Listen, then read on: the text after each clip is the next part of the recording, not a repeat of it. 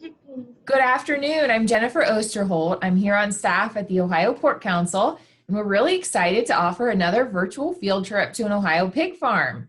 So this will be our second one today, and we appreciate the opportunity to visit with high school students around the state. And we're talking a lot about careers. There's a lot of jobs in the pork community, and of course in all of agriculture. And before we get going, we're also talking about where food comes from, how pigs live on today's farms and how farming has changed. So before we hand it over to our special guest, we need to thank our sponsors, and that is Farm Credit Mid-America, the Ohio Soybean Council, Cargill, and the Ohio Pork Council, as well as the National Pork Board. So we'll introduce and thank Dan Toland for offering technical support, being available for those challenges. We have 4 classrooms around the state that will be participating and watching to some degree. So welcome to all of you. Be prepared. We're going to ask for questions towards the end. So make sure that you're ready to come up to the camera and ask some questions live. Without further ado, Tom, we've seen your pigs. Let's see you. We've got Tom Graham, who is in central eastern Ohio. So tell us a little bit about yourself and what you've been doing today, Tom. Hello, welcome everyone to my barn. My barn is a little bit unique. I don't know how many of the students have ever been or seen inside of a hog barn, but before I can enter my barn every morning, anytime before I come in my barn, I have to take a shower. And I take a shower and put on barn clothes, which are just blue coveralls. Every time I come in the barn, I do that. And that's so we can keep the pigs, the outside environment out and the pig environment inside to protect the health of the animals. But this morning was a little bit unique. I operate my barn as a nursery. That means that I receive pigs straight from their mothers. And I do that every Monday and every Thursday morning. The pigs that I'm in today actually came in last Thursday morning. When they arrive here, they're about 18 days old, and they weigh between 14 and 16 pounds. So I'm going to get down so you can actually see about how big they are. They're just about to the top of my boot. And they're very curious. The first thing we do every morning after we take our shower and come in the barn is walk through every pen and make sure that all the pigs are active, up and eating and drinking. If you can see, they're used to me, but they're also curious and nervous at the same time. Is the sound still coming through okay? Yes, I've been able to hear you well. Okay. I'll walk over here toward the feeder. When the pigs first come in, we give them a pelleted feed. If you've ever seen other animals that get pelleted feed, they're actually only on this feed for about the first 5 or 6 days they're in the barn. Then they go to what we call a grind and mix feed. And that's what I probably won't be able to get to them without losing some connection. But the pigs across the aisle are a week and a half older than the ones I'm in with, and they've already been through. They're on their 3rd ration since they've been here. And you can see they're a little bit tighter in their pen because they're a little bit bigger. The pigs on the other side of the aisle are actually. Go ahead, Jennifer. What's their ration made of? It is. The main ingredient in that grind and mix ration is corn. The corn's in there for their energy source. And then the next step down ingredient would be soybean meal, which is in there for their protein source. And then just the rest of it's made up with vitamins and minerals, which is basically the same ingredients that are in these pellets, but the pellets will have more of a milk-based protein. And the reason for that is since these pigs when they come to me, they've just been coming off their mothers and been nursing with, you know, with straight milk. So their stomachs haven't converted over to be able to digest plant proteins as well. So we keep a milk-based protein in their feed for the first basically the first 3 weeks they're in the barn to some degree. That actually steps down the older they get. But from their feed, I want to show you where they drink at. We've got these metal cups with a water pipe. The water line runs along the ceiling. It comes down. There's 2 drops in every pen. And the way they get their water is there's a valve at the bottom. And they can work that valve with their nose and keep water in that cup. And since pigs are curious, they don't take very long till they adapt to learning how to get water out of that. And when we use the cup so that there's always some water in there, and mainly it keeps down the waste so the water doesn't get into the pit. And also for the ones that are a little shy and don't quite work the nipple quite as quick. So there's always water to any of them. So while I'm in here, I'll show you. I don't know if you're familiar with how pigs, with how their environment is. Pigs are actually a very clean animal. I mean, you hear about hog wallows and pigs liking to play in mud. Well, obviously, since we're raising pigs in barns, they don't have access to mud. But they keep their pen. They like to keep a dirty part of their pen, which is the back, usually, closer to the water. And then in the front, which is more their sleeping area and eating area, they'll keep that area clean. And at this stage, while we've got young pigs in our barn, we have a rubber mat down. That serves 2 purposes. We've got a natural gas heater that hangs over that mat to keep them warm. And also the mat, we throw extra feed on just to get them used to coming to feed. And I'll do that 5 to 6 times a day. I'll come through with a scoop and throw a little bit of feed on that mat. But usually within the 2nd to 3rd day they're in the barn, they're using the feeders quite well. So Tom, a lot of these students, this has been great just to learn more about the barn and the pigs. But this is different, right, than we might think about raising pigs. So you don't have a big red barn. They're not outside. Why don't you talk a little bit about your career path? So how did you get to this point? We'll do a couple minutes and then we'll get into some more specific contracting and other jobs. Does that sound good? I can do that. I actually grew up, I mean, I've always been around pigs. I actually grew up in the Texas Panhandle on a grain farm. I mean, we had a few animals. I grew up showing hogs and lambs in 4-H. But in 1980, I moved to Ohio, and in 1983, we bought this farm. We don't just do pigs. My brother and I farm in a partnership, and we raise corn, soybeans, wheat, hay. We've got 50 cows and calves, and we actually put this barn up. This is kind of a day in history. The first pigs came in this barn on March 22nd, 13 years ago.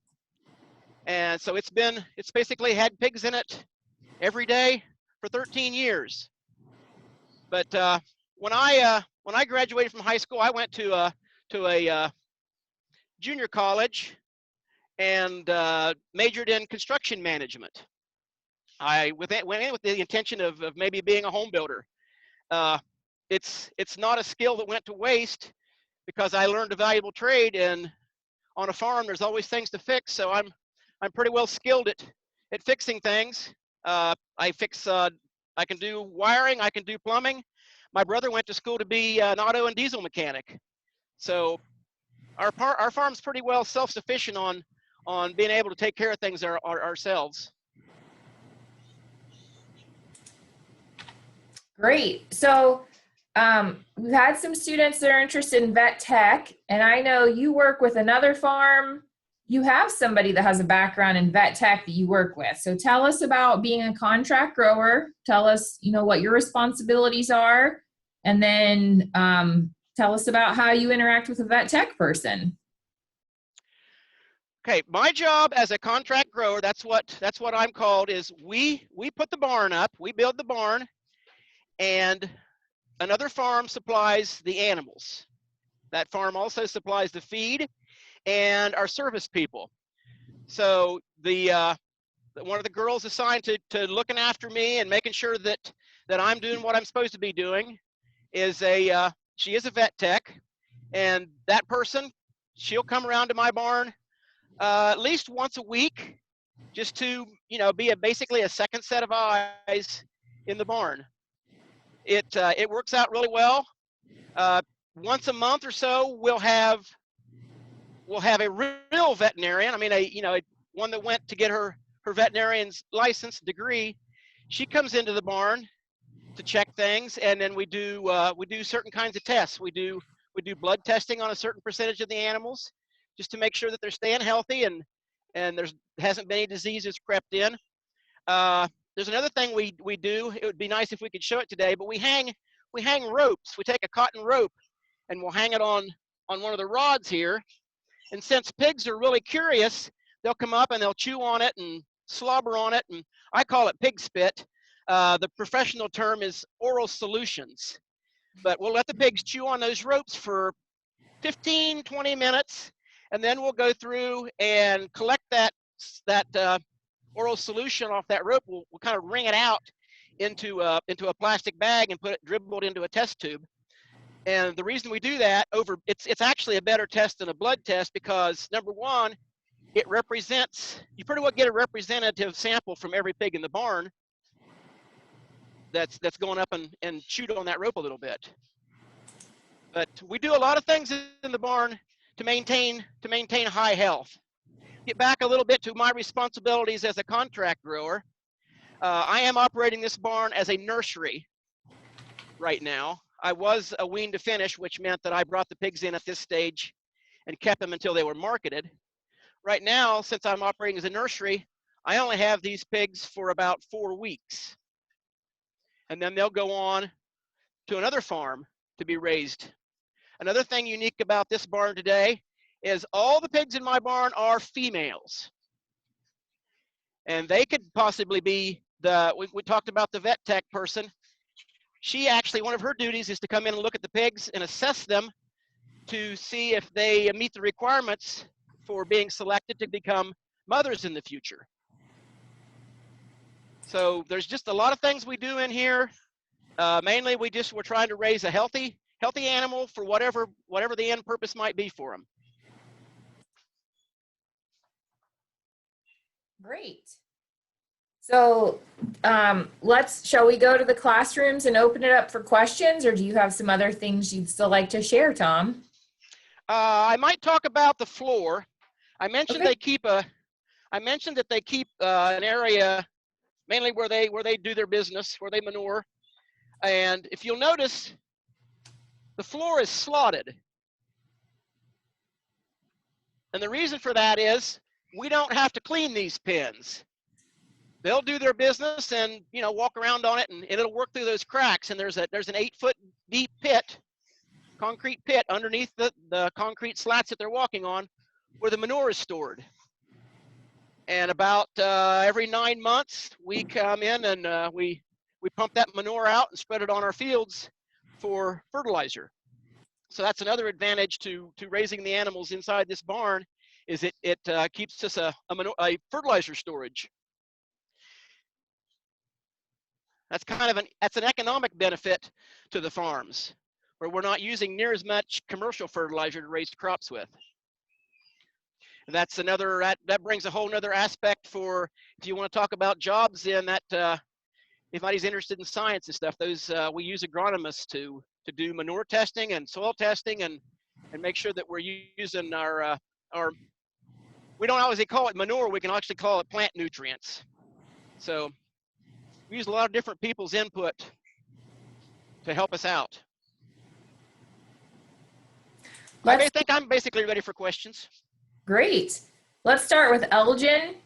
We'll do Elgin, Greene County, and then we'll Diamond Oaks, and then Belleville.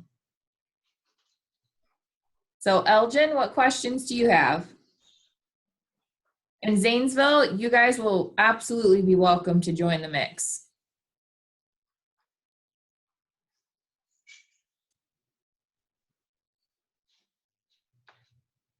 I'm getting ate up in here. Somebody get me a question. I have a student in here who's interested in being a veterinarian.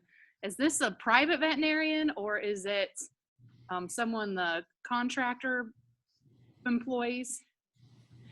She is employed by the farm who owns the animals. She was in a swine practice prior to that, but the farm that I raise animals for is so big now that she's employed with that farm full time. And there's a lot of farms that are going to that just because they need a vet. They need a vet all 24 hours a day. So she has a full-time job with benefits, working in a company with a family farm. That's a good question. What other questions? Greene County. Mom, you said that all of the pigs are females. So if they're born a male, what do you do with the boar pigs? I sometimes I do find male pigs that get off the trailer. It's just because probably when they're picking them up at the other farm, they're separating them out, and it doesn't always work out that they completely stay separated. If I find them, I put them in a separate pen so they're kept track of. There's no issues with them being raised together. Now with a boar, after they would be in here 2 to 3 months, there would be some issues. But a barrow, it's no big deal. If they happen to be selected to be sows at another farm, it's just easier to make sure that those are kept separate, and they don't get selected to be a female because they're not. But it's interesting that I did last week. I did receive 32 boars in, so I've got them separated out down at the end of that row. Those boars will stay with these gilts probably, but they're kept back to be used later.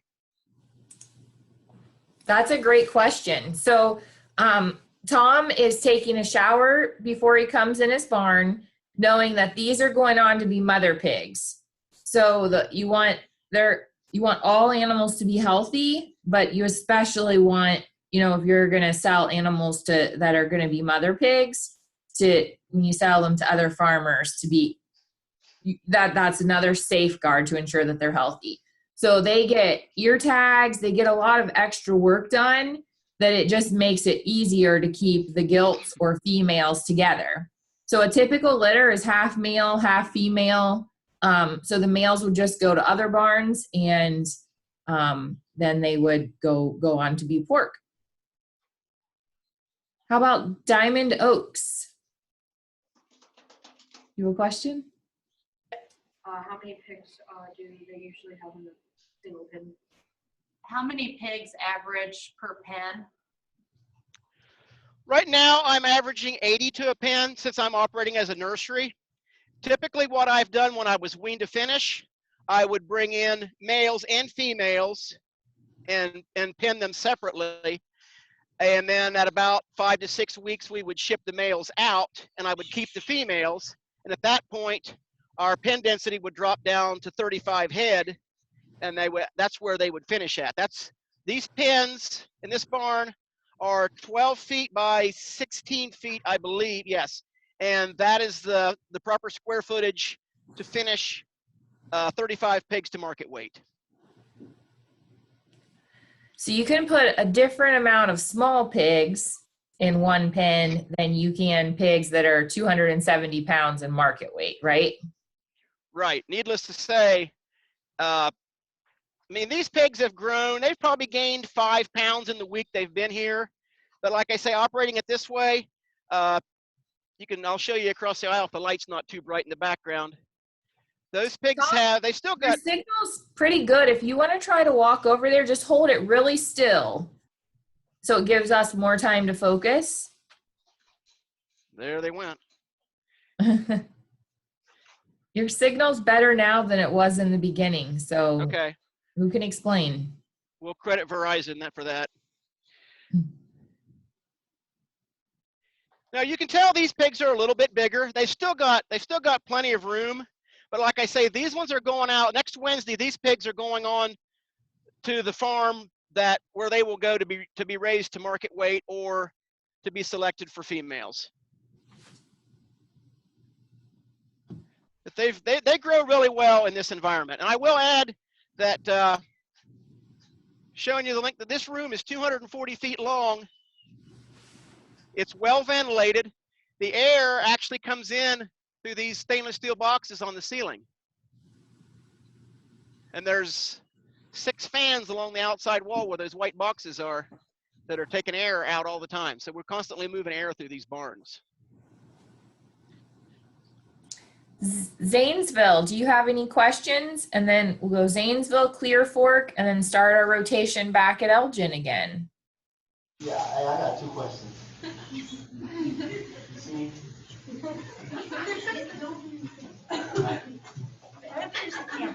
All right, so this you said it's like 270 feet long, and you got like 8 feet deep, and it's like straight pig doo-doo. How do you put up with that smell? I know it stinks. Okay, I got you the first part of it. What was the last part? How do you put up with the smell or that pig business? How do you put up with the smell of all that pig business, Tom? To be honest with you, I don't notice it. There's a farmer's term that calls that the smell of money. And since we put a value on it, it is the smell of money. Now it's not a smell that everybody's comfortable with. I'll give you that. But we do some things with our manure to help keep the smell down. We actually add microbes to the liquid part of the pit. It does a lot of things. First of all, it keeps that manure liquefied because it's dropping through those slats and just basically sitting down there. So we add microbes to it that help digest it to keep it into a liquid form. Since it's staying in liquid form, it can't form a crust. When you get a crust, you get flies. When you get a crust, it's hard to believe, but when you get a crust, you get different odors. So we do lots of things on the farm we're always conscious of our neighbors. So we do things to alleviate the odor. So Tom, thank you for asking. Your barn looks really clean. Did you clean it up a lot just for this video today, or is this a typical day? This is a typical day. I mean, we do clean it between every group of pigs. But like I said, this barn's 13 years old. This ceiling is actually a plastic material, and we get some dust, but it cleans up really well. But we clean it up between every group of pigs. It takes 40 man-hours to go through and wash all these pens. And right next to me, on the other side of that wall, is another room exactly like this one. It doesn't have any pigs in it right now. It's clean and ready to fill.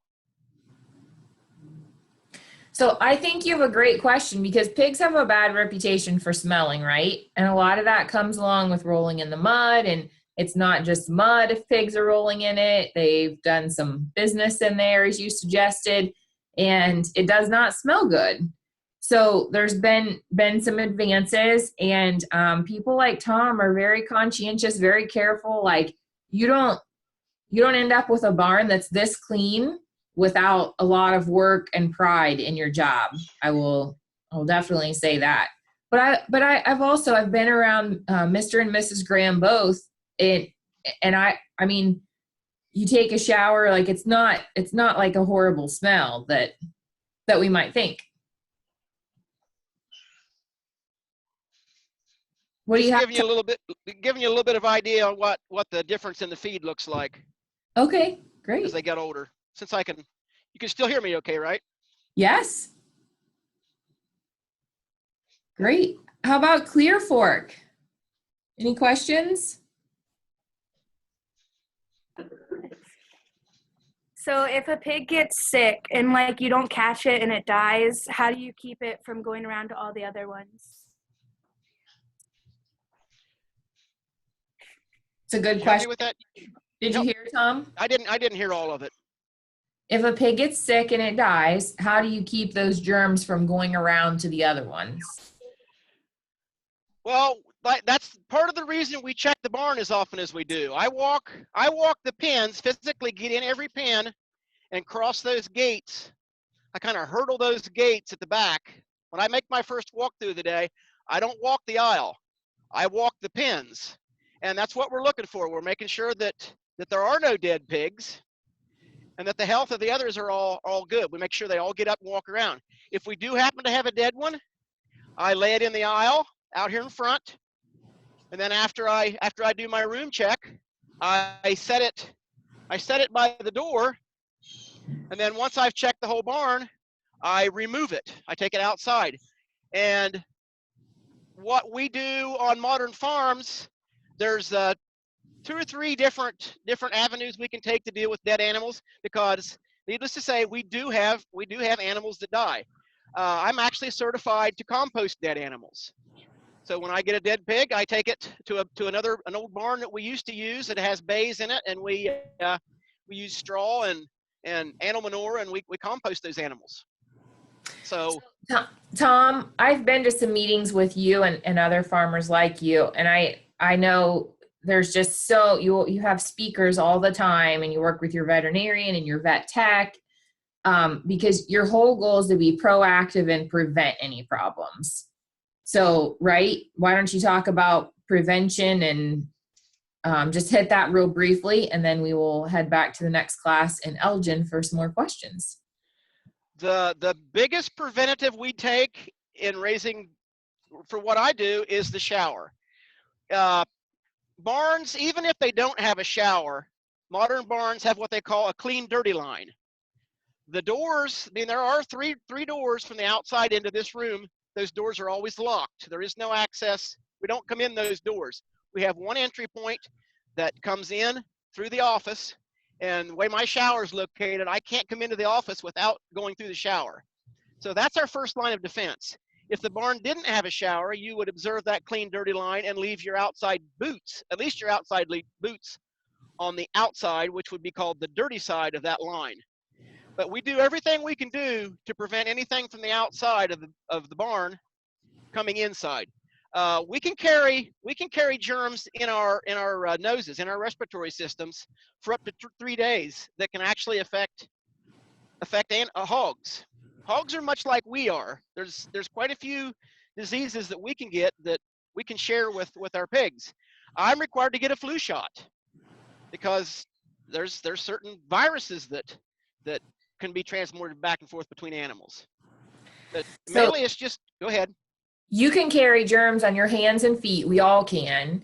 That could harm the pigs, but don't harm us. So that's where these lines are. They're figurative lines. There's not like an actual line, but you don't cross it with anything from the outside. That's what Tom shared a couple times. Should we go back to Elgin, or did you have another thought on that, Tom? I just might add that when I'm receiving pigs twice a week now, there's a protocol for the truck drivers. If anybody's interested in being a livestock hauler, the truck driver has to observe that line. He never enters the barn. He never leaves his trailer. He does not step onto my my loading dock. I do not step onto his trailer. When the truck driver comes, before his feet touch the ground, he puts on plastic boots. And then he puts on a different pair of plastic boots when he gets in his trailer. That way, nothing that he has touched enters that trailer, which could enter those pigs. And since he will be going to other farms, he doesn't pick up anything here and take it to another farm. So there's lots of protocols for different people that come and go from these barns they have to follow. And it's all about prevention. You want to prevent problems before they happen is the what hours and hours and lots of money and time have been spent on. How about Elgin? Question?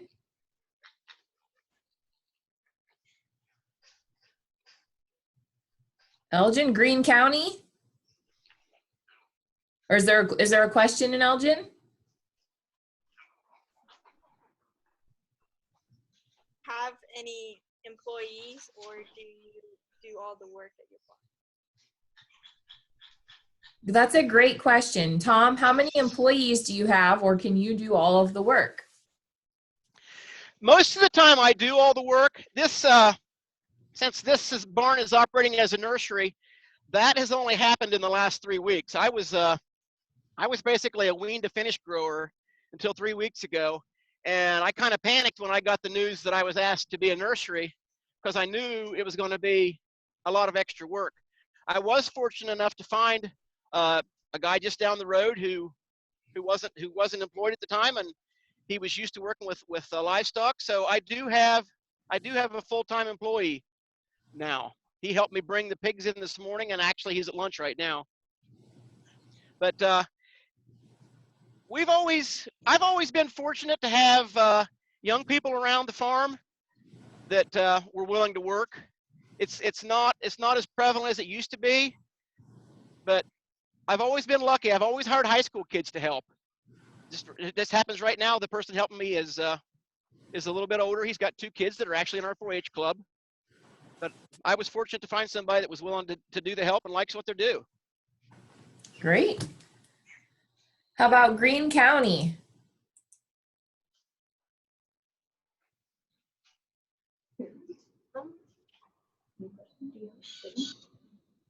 No questions? All right, we'll head to Diamond Oaks. Thank you.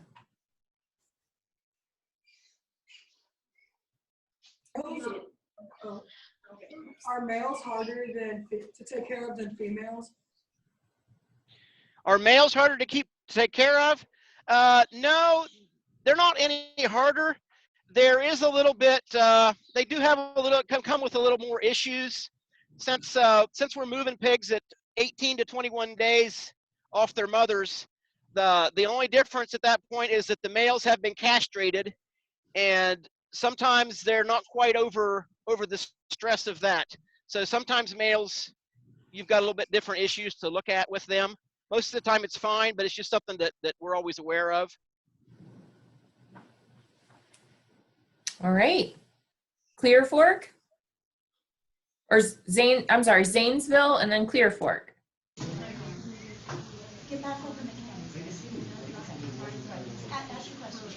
Okay. How much do you make just off of the farm a year? We usually don't talk about like personal finances. Tom, do you just want to talk in general terms, since you don't own the pigs and you don't get to sell them? Do you just want to give a brief overview of how you get paid? I can do that. Okay. Yes. We have a contract with the farm that owns the animals, and that comes with the duties that we're going to perform. And it's basically a per pig rent basis. So figure the square footage of the barn and how many pigs it holds, and that's what it is. I mean, all the barns basically have the same square footage, so that price we get paid is the same pretty well for everybody. There are bonuses attached to that if we do a better job of keeping the mortality, the death losses down, we get a bonus for that. In the past, when I was raising all females from wean to finish, I got a bonus for every ear tag I put in. When the service person from the farm came and did selections, they would put a mark on the animals that they wanted us to put an ear tag in. So I got a bonus for tagging pigs. Anytime that the customer might get the females to go back to their other farm has a different vaccination protocol than what we have. If we need to give those pigs an extra vaccination, we would get paid a little bit extra for that. So there are incentives built into it. It's been a very positive thing for our farm. Like I said, we've been doing this 13 years this way, This barn cost 13 years ago, it cost us close to $500,000 just to put up. So basically all the money that we made went back into making those payments to get this barn paid for. And we did. It's been a good deal. But you bring up a good point, Tom, because, you know, the same thing with home loans and barn loans, whether you pay it all off in 5 years or in 15 years, you can pay quite a different amount of interest. And rather when a gate breaks or, you know, something breaks, rather you weld it and fix it yourself, or rather you just buy a new one.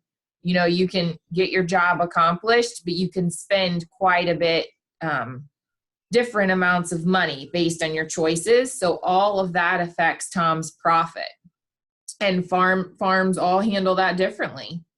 But so good question. It's just my job not to make Tom feel too uncomfortable. So, well, part of that money we get goes into paying any employee that I might have. It pays the electric bill. It pays the heating bill. I don't know if you can see it or not, but I've got that shiny box on the left side of the wall down there is a 250,000 BTU furnace. There's 2 of those in each room. I've burned a lot of gas this winter to keep pigs warm. I'm maintaining 76 degrees in here, and these brooders actually add additional heat to that mat. So we've got a gas bill we have to pay. So depending on what the temperature's like outside, how much money we have to spend out of what we make. how about Clear Fork? What do you guys have? A couple questions? I know you were a couple minutes later joining on, so we can take 2 or 3 even if we'll just keep them quick. Okay, so the first one is, how many tons of food do they go through? Like per day? Well, get your calculator out. These pigs are eating, at this age, they're allotted about a pound per pig per day. At 3 weeks into my barn.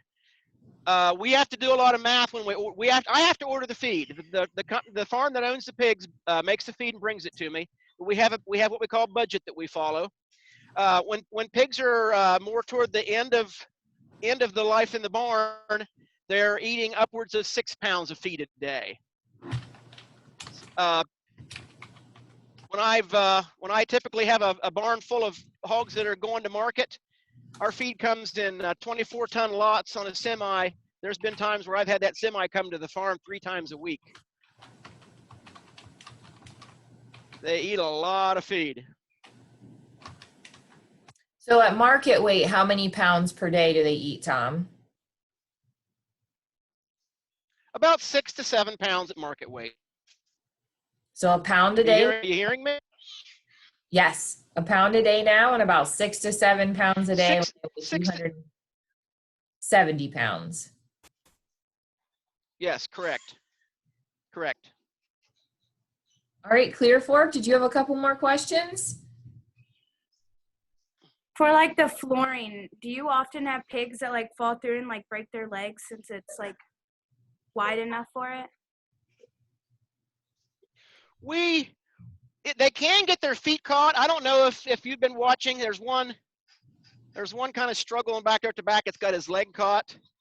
We do get some injuries sometimes, especially if they get scared, if they slip through. I don't know what that pig's. He does have his foot caught, and he's trying to work his way out. That's part of why we check our pen so often. He got out. We walk the barn in the pens once a day and in the aisle at least once a day. A lot more often than that because I hand feed 5 to 6 times a day. But when they first come in, they're kind of shy about walking on it. They adapt to it really fast, and occasionally they do they slip a leg through, and you just hope that the rest of them don't come running out real fast and run over it while it's caught. It's very rare. It does happen, but it's very rare.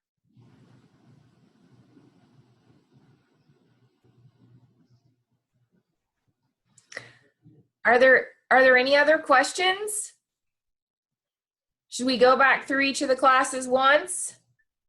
See how friendly? Look at Tom. Those pigs are, they'll nibble on his boots very quickly. Elgin, any questions?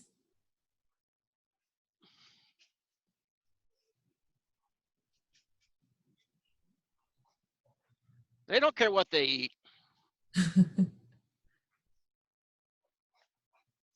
Hey, how often do you have to vaccinate your pigs? Good These question. pigs have received their vaccinations mainly before they come to me.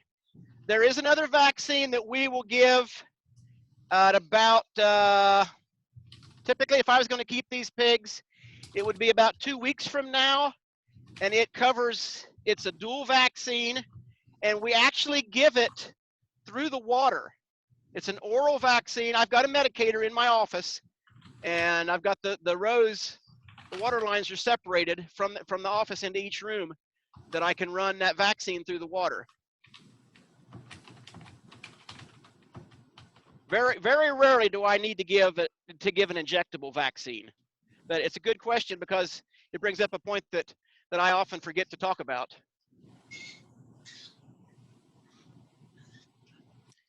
All right, Greene County, any questions? Yeah, we have a couple. Great. Okay, my first one was about the lamp you guys used above your mat. You guys said you guys used natural gas? We do. We're fortunate. We're fortunate in this part of Ohio where we have natural gas. So that's what I use as a heat source. How do you guys not smell that? Like, doesn't it put off the smell? No, these are a ventless heater, and even the furnaces that are in the barn, they're designed to be used inside. There's no flue. There would be a certain amount of carbon monoxide put off with them, but when you've got livestock in a barn, you have to have ventilation. I mean, they used to talk about dairy farmers having to have a generator to milk with. A hog farm is even more crucial to have power at all times. See, we're running fans 24/7, and the warmer it gets out, the more fans come on. So we're constantly moving air. So ventilation affects the flow of air. And there's computers and lots of controls that, you know, on cold days, you don't want as much air moving, and on warm days, you want a lot of air moving. So that's what there's lots of different tools in the ventilation system. I can't walk down and show you, but I've actually got 3 temperature sensors the length of this room, and they hang from the ceiling, and I've got them set. When pigs are this size, I've got them set at my knee level. So they're actually sensing the temperature where the pigs are at. And as the pigs grow, I raise those sensors so that I'm monitoring the air and adjusting the heat and the ventilation for exactly where those pigs are at. Great. Did you have one more question at Greene County? Yeah. What age do you ear notch pigs? Was that your question? Yeah. Good question. Pigs are typically ear notched within the first couple days of being born. The pigs that I have, they don't have ear notches. They'll use a tag to identify them. There's one pig in this pen. I don't know why it does, but it's got an ear tag, and it came in here. It's number 6334. But the ear notching, I've always said that I can read ear notches on an animal. That pig actually does have an ear notch too. It's left-hand ear in the 3 position if you're used to doing ear notching. But it's a unique way of identifying pigs. I say I can read ear notches better than I can read tags. But that's typically done at a very young age, mainly because they're still identifiable with their mother, and they just kind of handle the stress better and heal up real quick from it. Great. Diamond Oaks. And then Zanesville and Clear Fork, and we'll wrap up. We have 2 questions. One relates back to the gas heat. Okay. We were wondering why not electricity? Is it a cost issue or safety? It would be a cost issue, and it might be different depending on what part of the state you're in. We just happen to have a good supply of gas in eastern Ohio where we're at. Our farm actually we own 13 of our own wells, Now, when I'm in the wintertime, I'm having to add supplemental gas, but we've got a main gas line that crosses our farm that has a meter on that. Most barns use propane as a heat source. At the farrowing stage, electricity is used, either electric heat mats or heat bulbs with the way they can vary the voltage to them to adjust the heat levels. It's basically an economic issue. What's your second question? It relates back to when you talked about the dead pigs. What do you do if you identify a sick one? We look at the pigs constantly, and there's a chart that actually hangs in our office, and it's got pigs of different levels of distress, or different things that are affecting them, and they're classified as an A pig, a B pig, or a C pig.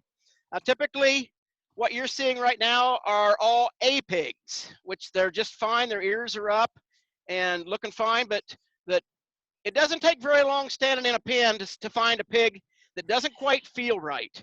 You look for a rougher hair coat, or if they're standing off by themselves. But we typically try to find those pigs as quick as we can find them. And depending on what's affecting them, we do have injectable antibiotics that we use depending on what they have.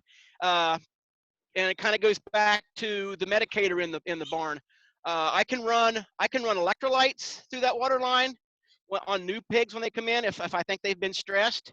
We've got things That's like Gatorade. Pardon me? That's like Gatorade. Yep, it's called blue light. It's basically a Gatorade. But there's different ways we can deal with animals depending on what we see they had. If I have a question, I can get a response back from our veterinarian within. I don't think it's ever been more than an hour. If I text her, she's got a response to me. Great. All right. Zanesville, it looks like the room's empty, and then Clear Fork.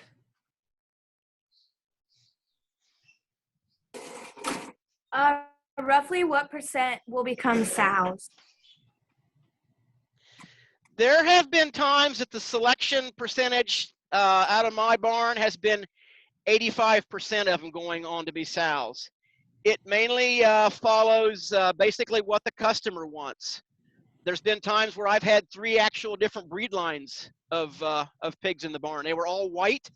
You couldn't tell the difference by looking at them, but they actually had different breed lines based on what they would perceive a customer in the future, wanting to have. But so your selection rate's so high because your genetics though are intended to be mother animals, correct? That's correct. Like the entire sow farm, the goal is that as many as possible become mothers. And then right. Sow farms that have different genetics, their goal would be to raise animals for meat.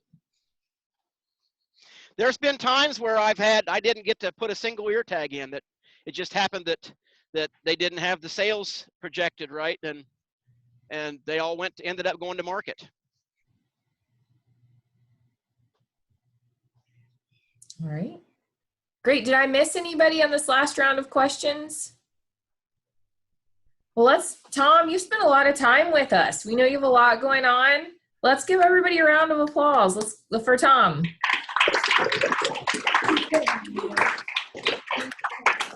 It's my pleasure. I like doing this. I learn things too. I learn what kind of questions people have. Great. Well, thank you all. Tom, where can we find you online if we want to stay in touch? Oh, that. Okay. Well, I'm about everywhere. I'm on Facebook as Tom Graham. I'm on Twitter at Oaklawn Farms. I'm on Instagram at Oaklawn Farms, and I'm also on Snapchat, believe it or not, at Farmer Tom 60. So I put a lot of stuff out there. I try to let everybody know that I'm not just sitting around. And you do a great job at it. So thank you. Thanks again. We really appreciate it. And if you have questions, please reach out to Tom moving forward. And we hope that you all have a great afternoon. Thank you. Thanks, everybody.